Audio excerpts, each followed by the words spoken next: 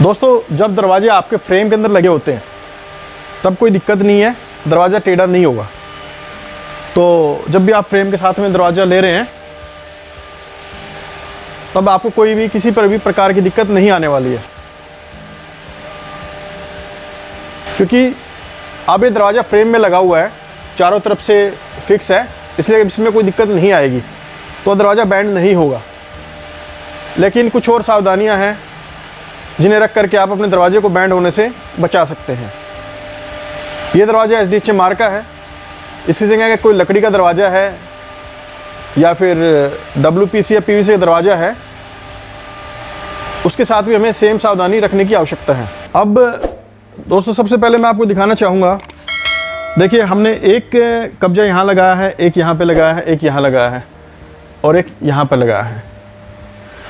तो मैं आपको यही रिक्वेस्ट करूँगा, जब भी आप घर में दरवाज़ा लगाएं, WPC का दरवाज़ा या SDHMR का दरवाज़ा जब भी लगा रहे हैं तो 3 की जगह 4 कब्जे लगाने की कोशिश करें, क्योंकि ये जो दरवाजे होते हैं ये काफ़ी भारी होते हैं, काफ़ी वजनदार होते हैं, काफ़ी मजबूत होते हैं, इसीलिए इन्हें एक्स्ट्रा सेफ्टी की आवश्यकता होती है। ये एक एक्स्ट्रा कब्जा इसको एक्स्ट्रा सेफ्टी देता है, एक्स्ट्रा मजबूती देता है, तो इसे हमेशा लगाएं।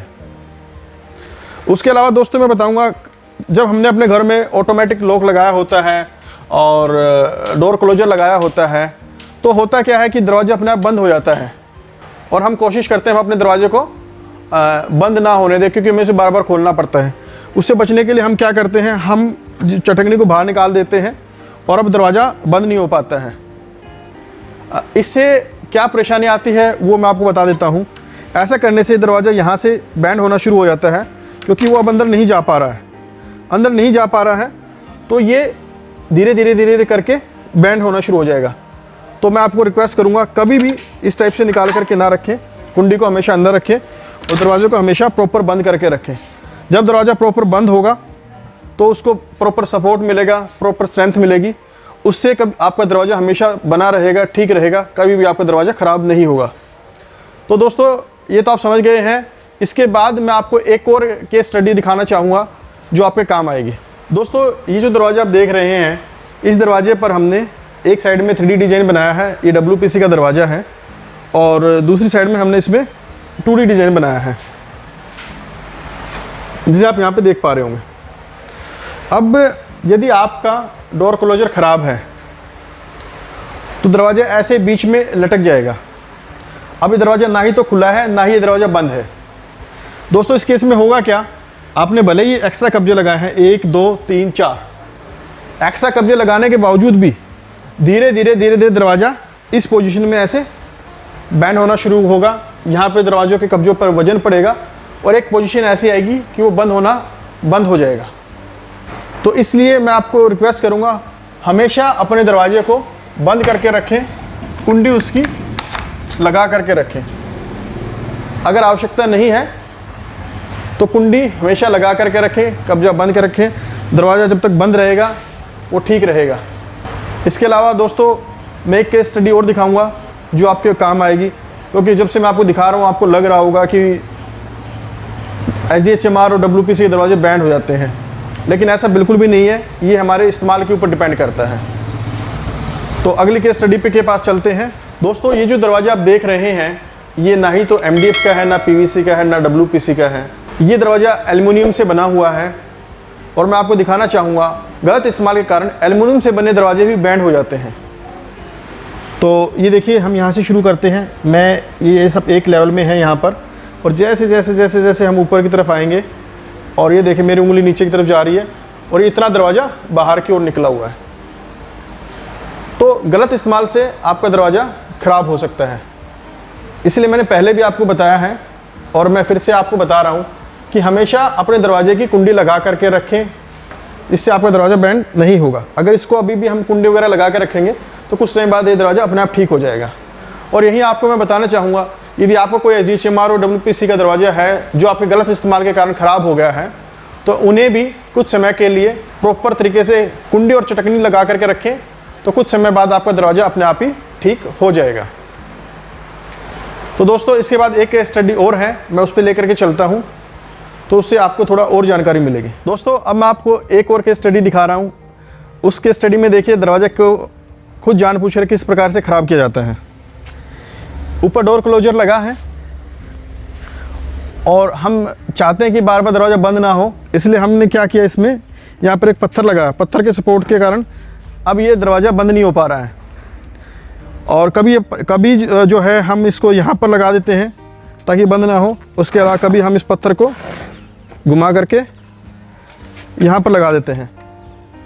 इस प्रकार से दरवाजे के बीच में पत्थर लगाना या किसी प्रकार का अवरोध पैदा करना, उससे होता क्या है वो मैं आपको भी दिखा देता हूँ।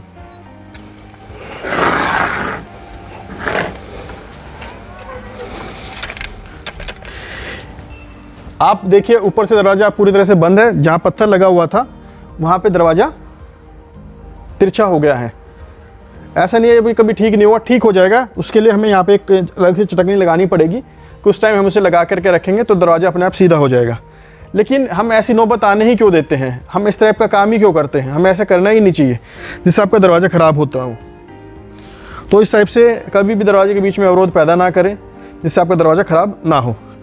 अब मैं आपको बताता हूँ, हमने जो यहाँ पत्थर लगाया उससे तो दरवाजा तिरछा हो गया था।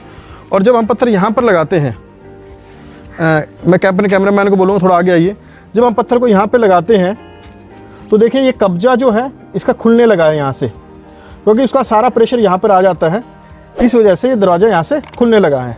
तो कभी भी, फिर से मैं आपको ये बताना चाहूँगा, कभी भी अपने दरवाजे के बीच में किसी भी प्रकार का अवरोध पैदा ना करें।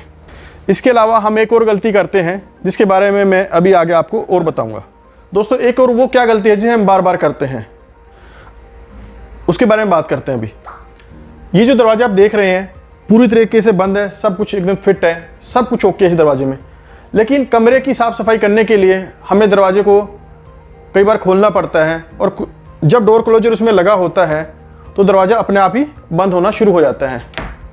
दरवाजे को बंद होने से बचाने के लिए हम अक्सर दरवाजे के बीच में यहाँ पर इस एरिया में, दरवाजे के बीच में हम यहाँ पर इस प्रकार से एक अवरोध पैदा कर देते हैं, जिससे दरवाज़ा तो हमारा खुला रहता है, लेकिन पर्टिकुलर इस एरिया पर यहाँ से आपका दरवाज़ा ख़राब होना शुरू हो जाता है। आपका दरवाज़ा और चौखट दोनों ही साथ में ख़राब होने शुरू होते हैं। और सिर्फ दरवाज़ा चौखट नहीं, ऊपर जो लगा हुआ आपका डोर क्लोजर है, इसके कारण वो भी ख़राब हो जाता है। तो मैं आप सभी से अनुरोध करूँगा, इस प्रकार का कोई भी ऑब्जेक्ट अपने दरवाज़ों के बीच में ना लगाएं जो दरवाजे को बंद होने से रोकता हो। अगर इस प्रकार की कुछ सावधानियां बरतेंगे आप तो आपके दरवाजे कभी भी ख़राब नहीं होंगे। और एक बात मैं फिर से दोहराना चाहूँगा, पीवीसी, डब्ल्यूपीसी, एसडीएचएमआर, वुड में भी किसी प्रकार की वुड से दरवाज़ा क्यों ना बना हो, वह भी दरवाज़ा इन सभी कारणों से ख़राब होता है। तो कृपया करके अपने दरवाज़ों को ख़राब होने से बचाएं और इस प्रकार की जो गलतियां जो मैंने अभी आपको बताई है कभी भी ना करें।